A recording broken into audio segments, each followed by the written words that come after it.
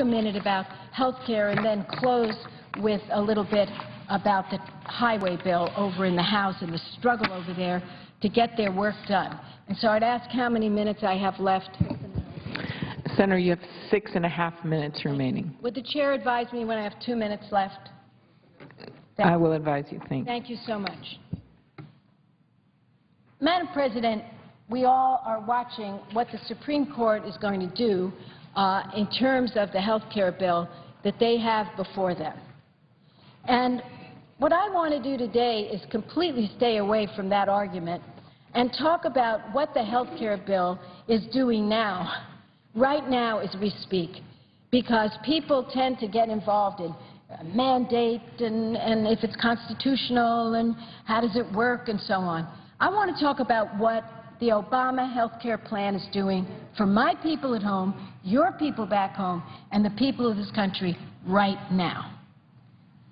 As we stand here today, over 5 million seniors have saved more than $3 billion on their prescription drugs. Because the way it worked before this bill was passed, you would use up a certain amount of money and then you'd fall into this coverage gap that they call a donut hole, and just when you're at your sickest point, you get no help. And a lot of our seniors were not taking their medicines at that critical point because they couldn't afford the full cost. They were cutting the pills in half and praying, and it was a sad situation. But because of health care reform, we have these seniors being able to keep their medications flowing. Last year in my state, 300,000 seniors were able to save $171 million in their costs. So let's look at that again. As a result of Obama health care that I proudly supported, already 5 million senior citizens are able to afford their prescription drugs.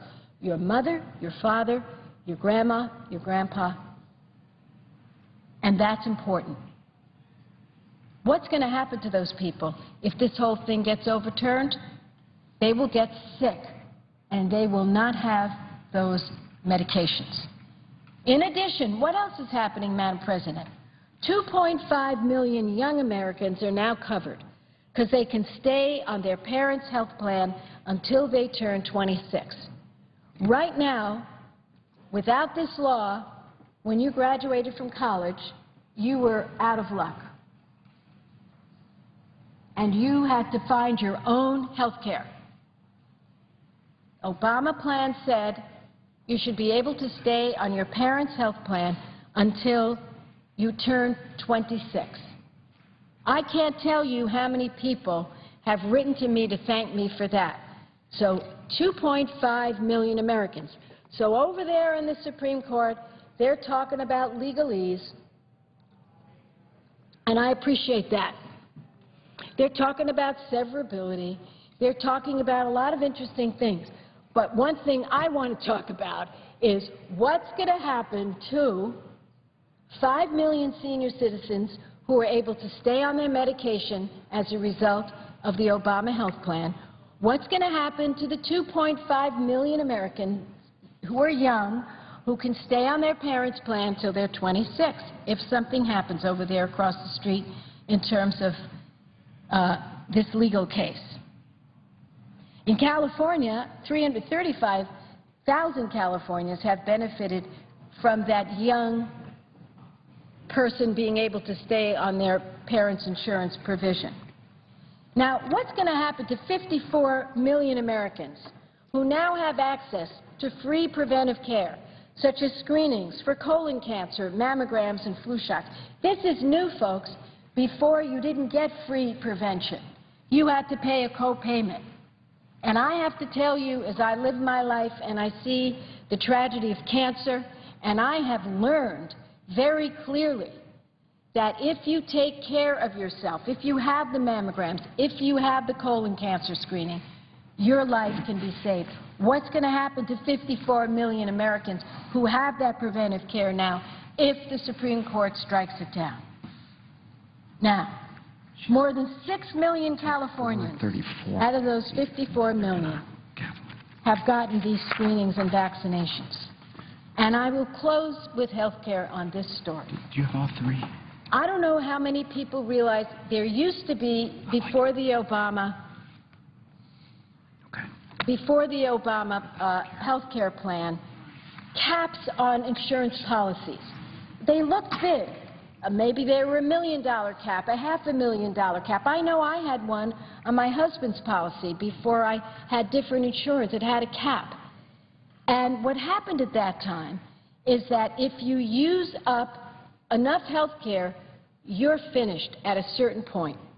I want to tell you the story of Julie Walters of Novato, California. She wrote to me last year about her 3-year-old daughter, Violet, who suffers from a severe form of... Senator? Yeah. You have about 2 minutes left. Thank you. She suffers from a severe form of epilepsy. She wrote that Violet could hit her lifetime limit in 5 years. So here's a little baby who is reaching her lifetime limit. And that was the end. And her mom wrote, she warned, a lifetime limit on insurance is a limit on my daughter's lifetime. And that is immoral. No more, because of health care reform, can you have a lifetime limit. So I wanted to point out this and so many other things that are totally essential to our people are at stake across the street. And in closing, before we reach our full time, I want to call on the House to take and pass the Senate transportation bill. 3 million jobs are at risk. They can't get their act together. Allow a vote on the bipartisan transportation bill and then leave for your vacation. But don't just give us these extensions, which are, frankly, death by 1,000 cuts.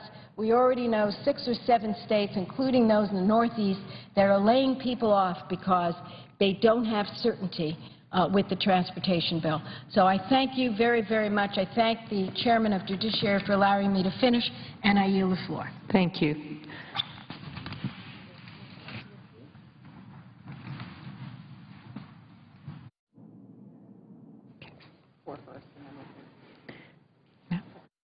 Under the previous order, the Senate will proceed to executive session to consider the following nominations which the clerk will report. Nominations: Miranda Dew of Nevada to be United States District Judge. Susie Morgan of Louisiana to be United States District Judge. Under the previous order, there will be 16 minutes of debate, equally divided and controlled in the usual form. Madam President, I'd ask consent that the time be divided equally, but that am I correct that if we did the full 60 minutes, we would start the first vote at 5:35? That's correct. That we divide the time equally between now and 5:30, and the vote be at 5:30. Without objection, so ordered. Thank you. Today, the Senate will finally vote on the nomination of Miranda Dew to fill a judicial emergency vacancy in the U.S. District Court for the District of Nevada, and Susie Morgan to fill a judicial vacancy in the U.S. District Court for the Eastern District of Louisiana. I would note that both have the bipartisan support of their home state senators, and they were reported by the Judiciary Committee over 4 months ago. I mention that because usually these are the kind of nominations in past under both Democratic and Republican presidents would go through in a voice vote in a matter of days after being reported out, especially for judicial vacancies. Somehow this president seems to be held to a different rules than the Republican and Democratic presidents who preceded him. I think that's unfortunate, because the Senate is still only considering judicial nominations that could and should have been confirmed last year. In fact, that's one of the reasons why the judicial vacancy rate remains nearly twice what it was at this point in the first term of President George W. Bush, where Democrats worked to move his nominees far, far faster than Republicans have worked to move President Obama's nominees. I ask that my full statement be included in the record. Without objection, so ordered. And, Madam President, continuing the time that's been allotted to me, I would ask consent that This following statement appear as though in morning business, but utilizing the time now allotted to me. Without objection, so ordered. I'd like to just say just a few words about the Repeal Big Oil Tax Subsidies Act. It's a bill I strongly support. It's long past time Congress acted to close wasteful tax loopholes for big oil. And by doing that, put the money back in the pockets of hard-working Americans. Over the past 10 years, BP, ExxonMobil, Chevron, Shell, ConocoPhillips has seen combined profits of nearly $1 trillion. Trillion with a T, $1,000 billion. But despite this massive windfall, big oil continued to receive billions of dollars in taxpayer subsidies. Subsidies that are necessary, unconscionable, and money out of the pockets of the American taxpayers who are already paying record prices for the product of big oil. So the Repeal Big Oil Tax Subsidies Act will eliminate these harmful subsidies. It will level the playing field for all Americans. You know, big oil does not need these big tax breaks. I might note that they get all of this from the taxpayers. They get these subsidies from the taxpayers. I would suggest when you look at the price of gasoline at the pump today, they certainly don't appreciate what the taxpayers have done for them. In fact, they want to gouge them a second time. First, take their tax dollars for this $1 trillion worth of subsidies, but then charge them record prices for gasoline. I look no further than the price of the pump in Vermont when I filled up my car before coming back this week. The average price of a gallon of gasoline is $3.85, up approximately 30 cents from the average price in March 2011. And I know in other parts of the country it's up even higher. I mentioned Vermont because we're a rural state. Distinguished presiding officer, she's from a state with large rural areas, and there people have to rely on cars to get around. And I'd also say heating fuel is a life or death necessity in the wintertime, whether it's in Vermont or in Minnesota, the home of the distinguished presiding officer. Now, the prices Vermonters are paying are lining the pockets of wealthy executives at these oil companies. They cripple family budgets across the country. And despite their ever-increasing profits and unneeded subsidies, the 5 major oil companies have done nothing to bring down prices for average consumers. So they ask the taxpayers to give them these huge subsidies, and they say, oh, by the way, thanks for the huge tax subsidies you're giving us, thanks for giving us your tax dollars, but we want more money on top of that. And that's padding their pockets at the expense of hard-working, middle-class families in states like mine of Vermont. Now, if we eliminate these tax breaks, we'll end more than $2.4 billion per year in unnecessary tax breaks. This can help bring the federal government's deficit down. It can also reinvest in clean energy technologies that benefit everyone. This is kind of an easy matter, Madam President. Senators can make a choice. Stand with the American people and stand up to big oil, or just continue business as usual. I know big oil is spending millions of dollars on lobbyists, hoping that we won't stand up to them. I think we ought to. The choice is clear. And I'd ask my full statement be made part of the record. Without objection, so ordered. And, Madam President, continuing under the same unanimous consent request I made, earlier today the Supreme Court concluded 3 days of oral arguments about the Affordable Care Act, the law Congress passed 2 years ago to provide millions of Americans with access to affordable health care or bringing down the costs in this area. I attended yesterday's argument about the constitutionality of the provisions. Now, hundreds of thousands of Vermonters,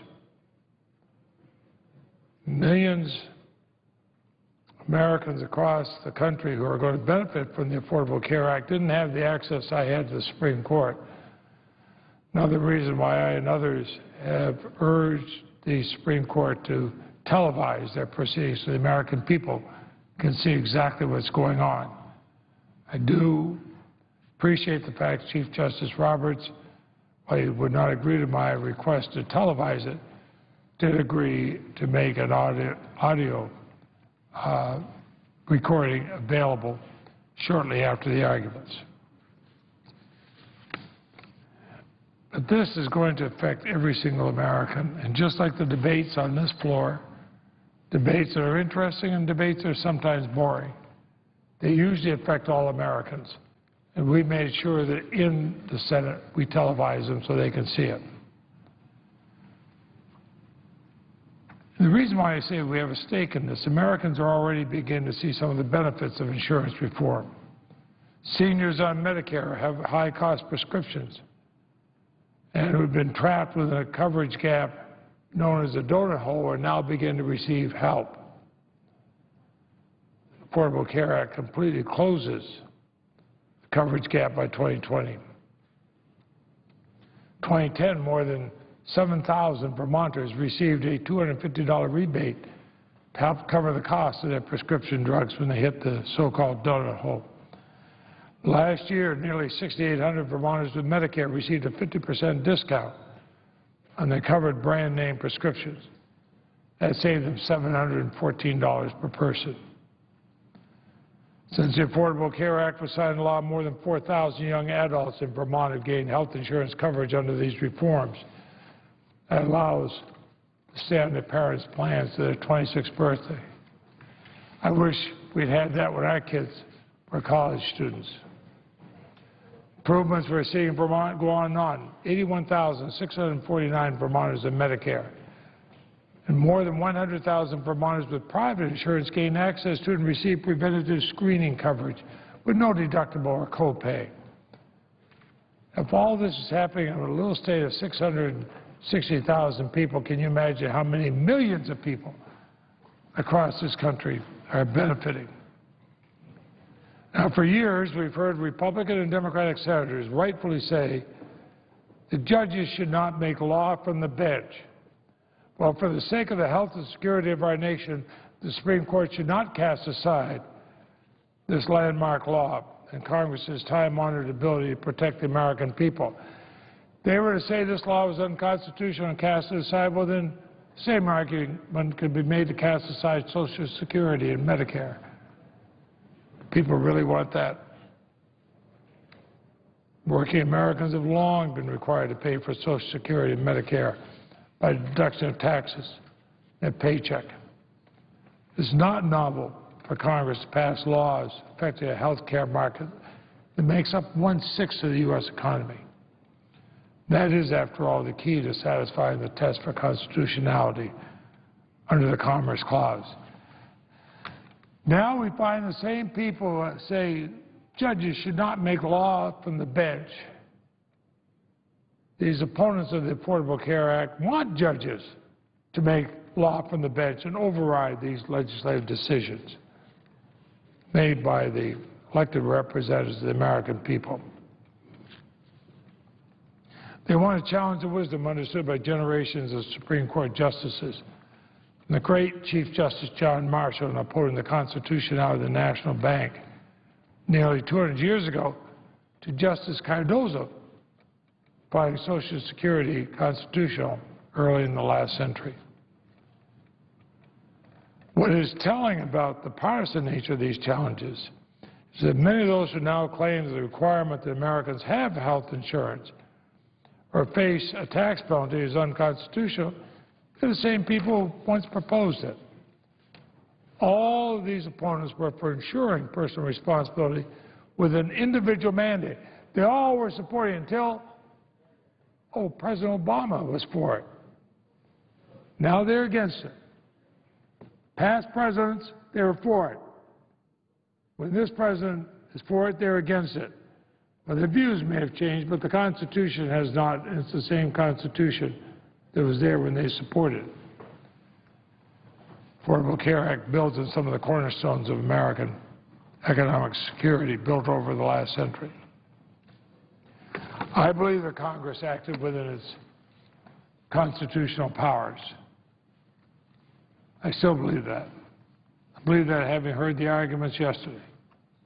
I'm hoping the Supreme Court do the right thing and uphold this. They may not agree with every single part of it, but they're not the legislators who argued it, debated it, had the hearings on it, and then passed it. Madam President, I ask that all my statements be made part of the record. Without objection, so ordered. Madam President, I suggest the absent quorum with the time to be equally divided. Without objection, so ordered. The clerk will call the roll. Mr. Akaka.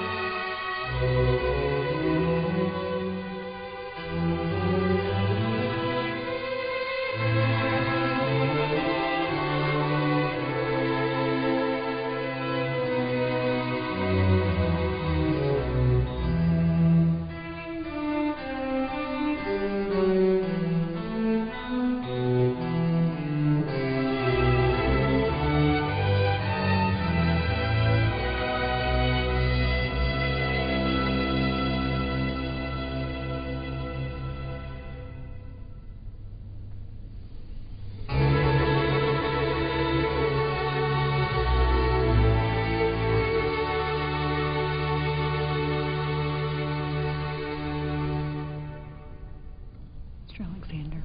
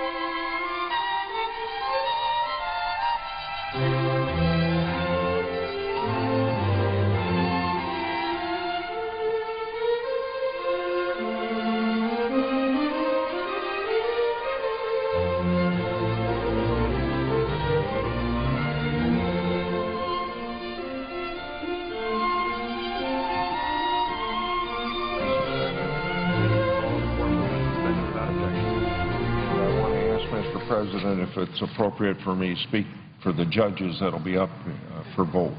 It is. Again, we are moving forward under the regular order and procedure of the Senate. This year we have been in session for about 35 days, including today. During that time we have confirmed 14 judges.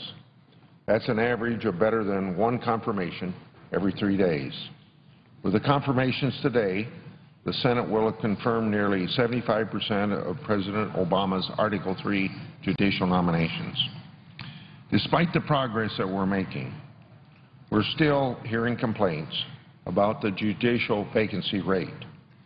We're filling those vacancies, but again, I want to remind my colleagues something that the United States Senate has no control over, that of the 81 current vacancies, 47 have no nominee.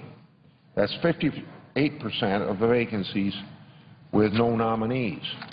So it's impossible for the Senate to respond to the complaints that we hear in the Senate or from the White House that somehow the Senate's not moving fast enough on nominations. You can't have a vote in the United States Senate to fill some vacancy where there's no nominees up here from the President of the United States. So if the President of the United States wants us to act any further, get the job done. Get the nominees up here.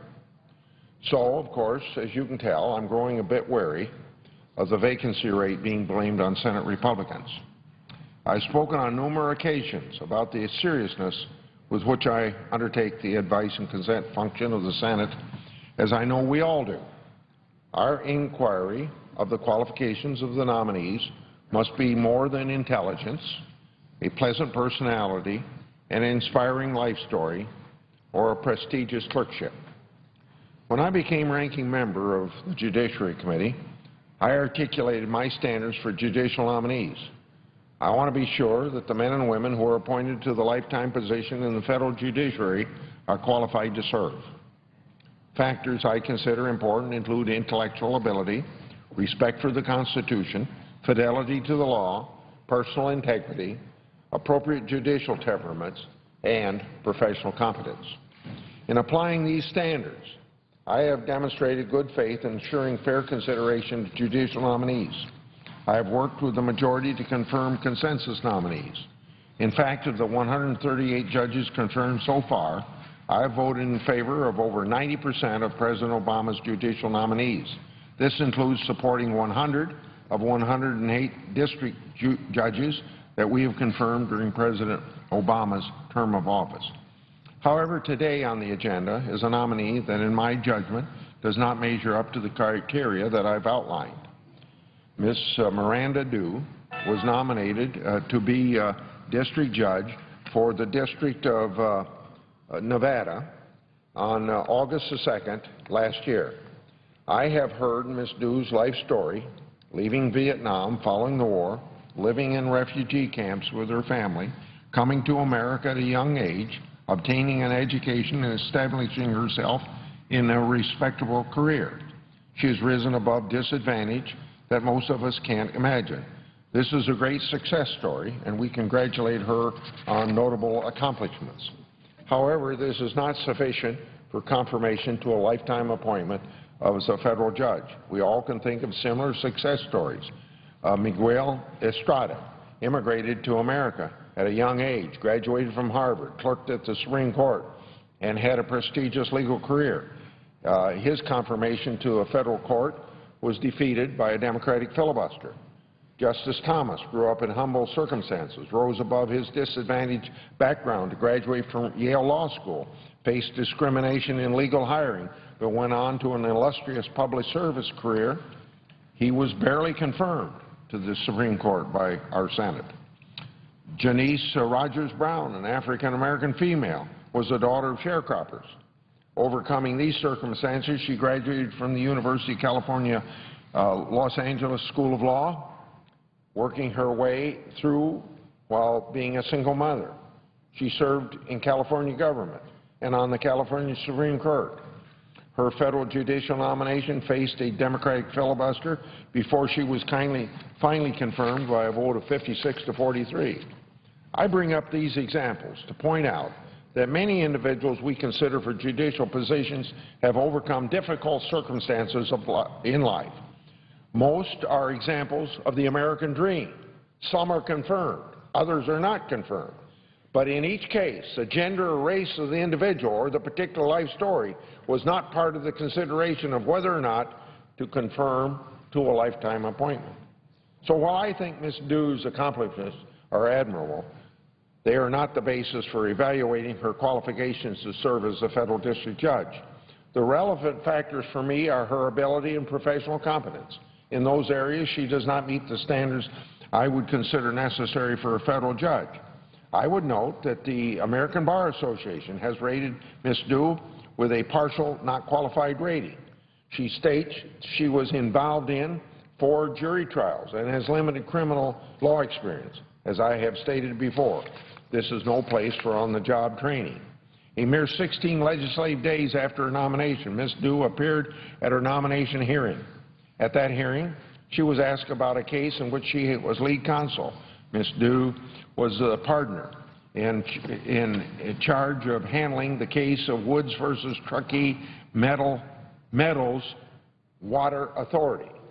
In that case, she filed a motion to dismiss the original complaint, but she failed to raise the lack of subject matter jurisdiction as a reason to dismiss the case. The court therefore denied her motion, but the union's counsel, Ms. Du, then filed a third-party complaint against the local union. But the union's counsel recognized that there was no subject matter jurisdiction. Therefore, they advised Ms. Du in a 6-page letter that the court lacked subject matter jurisdiction. The union therefore warned Ms. Du that they would seek sanctions if Ms. Du did not withdraw her complaint. Rather than recognizing her mistake and filing second motions to dismiss, Ms. Du went forward with a third-party complaint. In response, the union proceeded exactly as they said they would. They filed a motion to dismiss and filed for sanctions. The district court agreed there was no subject matter jurisdiction and dismissed the action.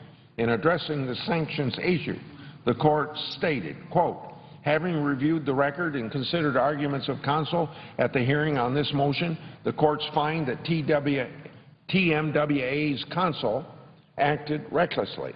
Let me remind, that's end of quote. Let me remind you, TMW counsel was a nominee, Ms. Du. The court said she acted recklessly.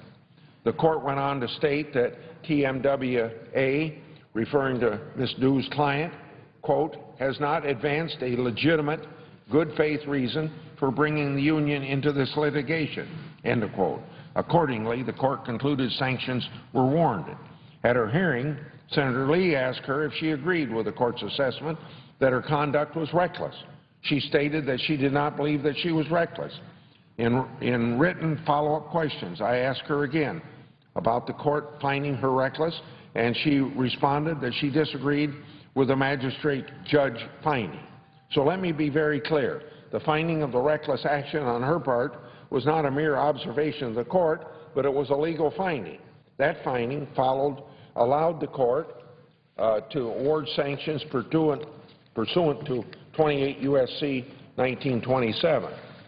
I was troubled that she would fail to acknowledge the findings of the court that she was reckless.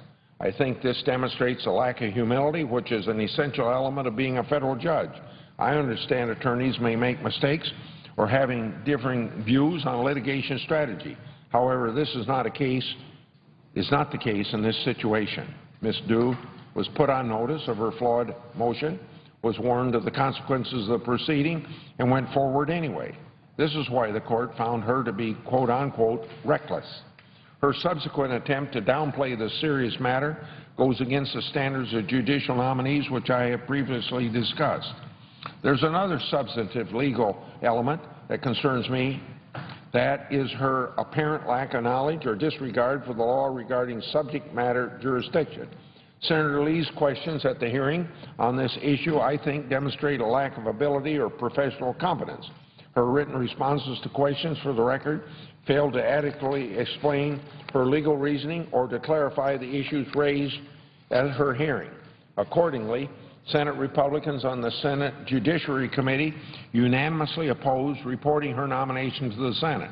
I would note that more than 2 months after her hearing and more than after she was listed on the executive calendar, Ms. Dew sent a letter addressed to me and Senator Lee. In that letter, she apologized for her earlier unclear explanations and for her misstatements.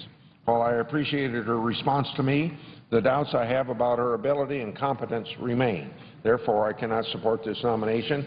I urge a no vote on the nominee, and I yield the floor. Mr. President. The Senator from Louisiana. Thank you, Mr. President. I know that Senator Inhofe was on the floor, and if I could ask unanimous consent after I speak that he would be next to speak, and then the good Senator Lee from Utah. Is there objection? Without objection. Thank you, Mr. President. It's my distinct privilege to come to the floor this afternoon to voice my full support for Susie Morgan for her confirmation as an Article III judge on the U.S. Eastern District in Louisiana. I have known Susie for many years. She is a good friend, and more importantly, she is an excellent and outstanding attorney. Ms. Morgan comes to this position, Mr. President, equipped with decades of litigation experience in federal court as an advocate for both plaintiffs and defendants. She brings a thorough understanding of the federal law and unquestionably fair and even-handed temperament. It's unfortunate that such a talented individual like Susie Morgan has been waiting nearly a year since President Obama nominated her in July of 2011, and almost 5 months since she was voted out of committee unanimously. Despite what the good senator from Iowa, my good friend and really wonderful partner in so many important issues here, has said, the fact of the matter, Mr. President, is there are 17 judicial nominees on this calendar. There are 19 judicial nominees in committee, and the facts are that the nominees for President Obama have taken nearly 5 times longer to receive a vote on this floor. We know that there are some vacancies that have not yet received nominations, but there is no reason to deny these 17 that are still on the calendar their day on this floor. And Ms. Morgan has waited more than her turn, and I apologize for that. She understands that this has been caught up in bigger politics, has nothing to do with her nomination specifically or her outstanding qualifications. But I do think that we have to be honest about these delays and see what we can do to move people that are qualified like this so much more quickly, because the courts need their help. Ms. Morgan earned an advanced degree from the University of Louisiana in Monroe. She graduated then both her undergraduate and master's, and then a law degree on top of that, graduating in the top 5% of her class. Immediately after earning her J.D., Susie served as a law clerk for one of Louisiana's most respected legal minds, Henry Politz of the U.S. Fifth Circuit Court of Appeals. At the conclusion of that federal clerkship, she began practicing in Shreveport, Louisiana, for one of our most respected firms, Weiner, Weiss and Madison. For the next 25 years, she honed her skills. She was one of the most capable civil defense attorneys in both federal and state court. After years of a successful practice in Shreveport, Susie was recruited by one of the most prestigious law firms in New Orleans, Phelps Dunbar, and has since served as partner for that firm, where she specializes in commercial litigation.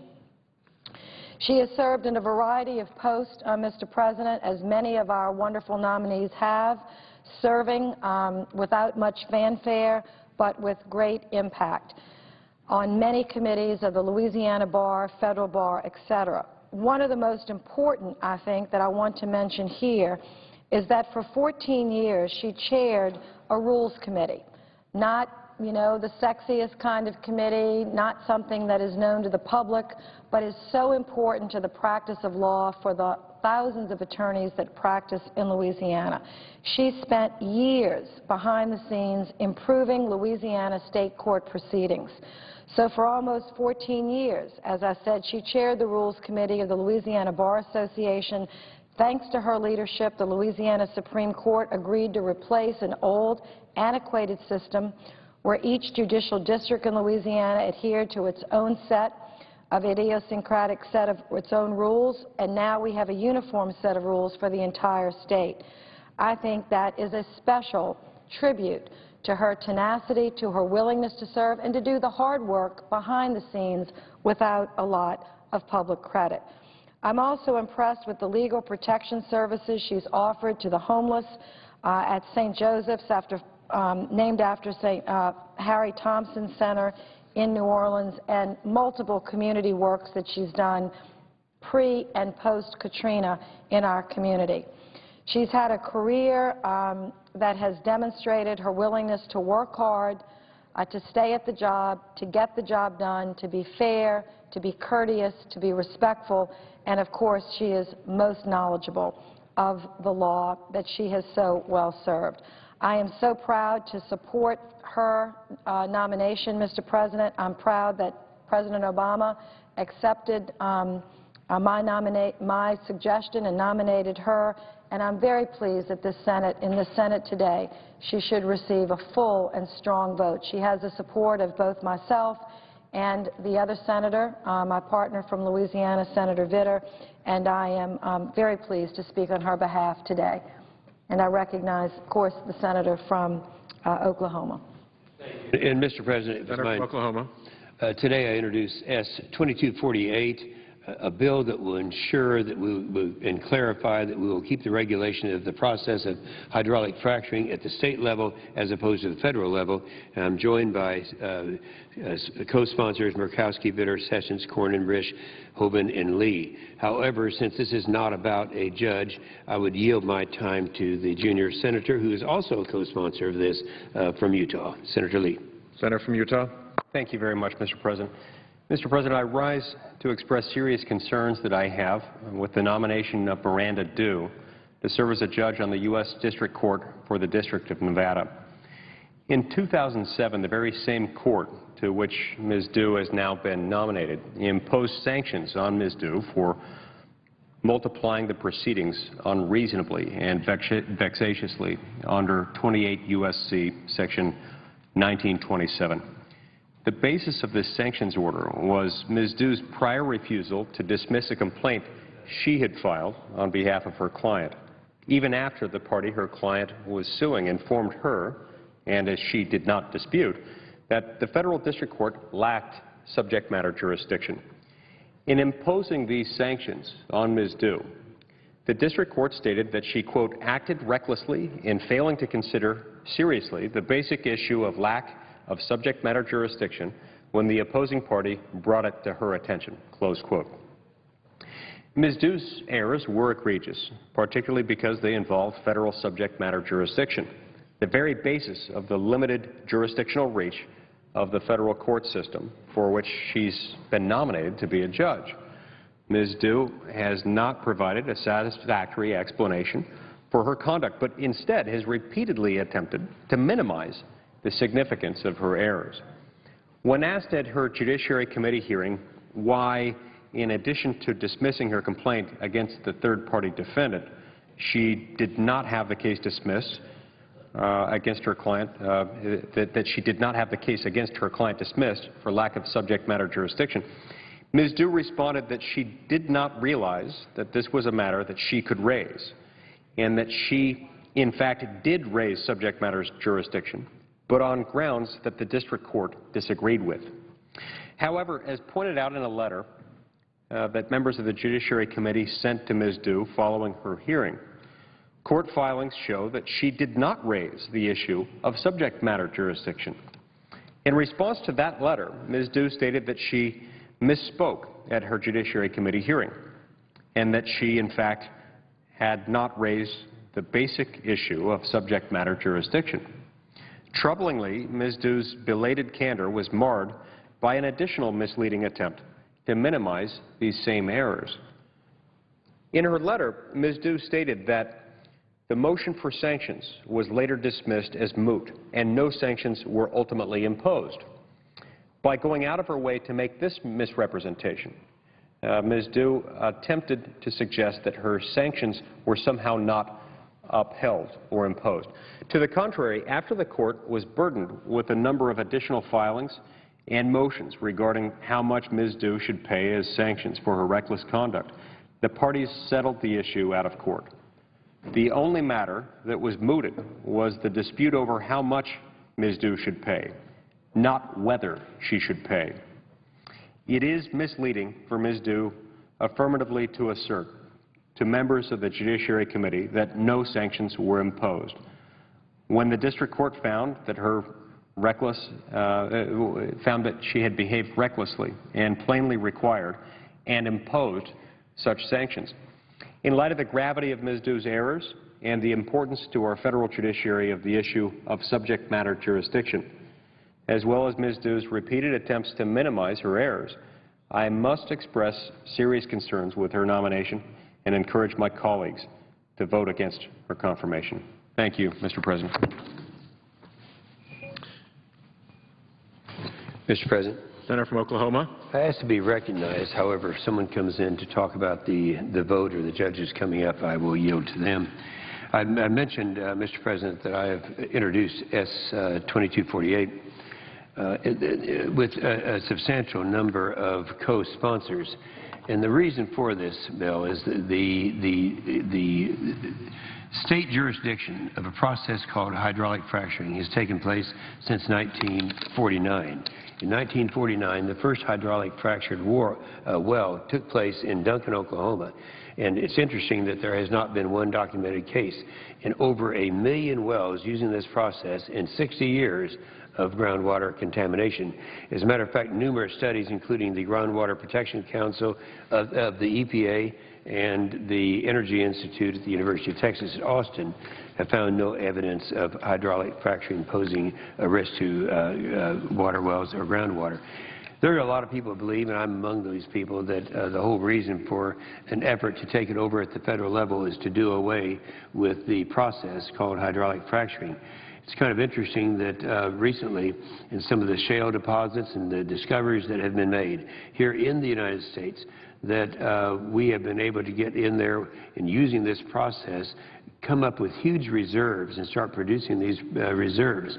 However, in every case, without exception, in fact, I'd go so far as to say that you can't get 1 cubic foot of gas, natural gas, out of a type formation without using hydraulic fracturing. Process it's always been and will continue to be a very safe process. Now, despite the evidence in President Obama's recent campaign rhetoric, this administration continues to wage an all-out war on domestic oil and gas development. During the State of the Union message, it was interesting because apparently now, because of the high price of gas at the pumps, the president is feeling the political pressure. And so he's coming out and saying, no, I'm not against all fossil fuels, even though he has been for 4 years. And he started talking about clean, plentiful, cheap natural gas.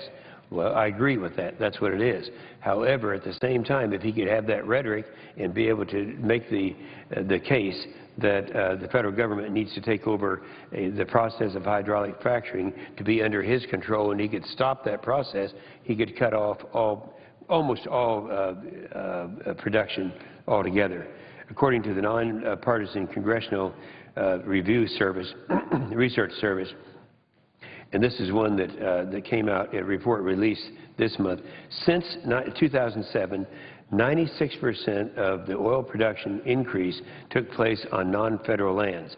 A recent study also found that 93% of shale oil and gas wells are on private and state lands. The Department of Interior is in the process of issuing rules which will further discourage production on federal lands and federally regulated disclosure of fracking fluids, well integrity, and wastewater. According to Secretary of Interior Ken Salazar, these are rules which they hope will serve as a model for future regulation of state lands.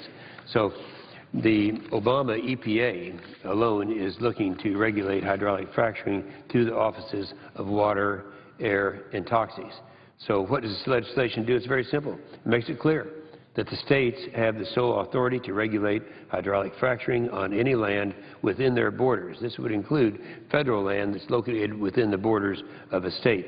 It also requires hydraulic fracturing on federal lands to comply with those state laws.